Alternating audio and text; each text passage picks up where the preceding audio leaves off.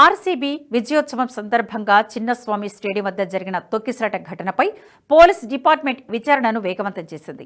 ఈ మేరకు RCB team marketing head Nikhil సొసలేను బెంగళూరు ఎయిర్పోర్ట్లో అరెస్టు చేశారు పోలీసులు. అతను ముంబైకి వెళుతుండగా అదుపులోకి తీసుకున్నారు. అదేవిధంగా ఈవెంట్ నిర్వాహక సంస్థ డిఎన్ఏ ఎంటర్టైన్మెంట్ నెట్వర్క్స్ ప్రైవేట్ లిమిటెడ్కు చెందిన 3 సిబ్బందిని కూడా పోలీసులు అదుపులోకి తీసుకున్నారు. అయితే ఆర్సీబీ టీం మేనేజ్మెంట్ నిఖిల్ కీలక బాధ్యతలు నిర్వర్తిస్తున్నారు.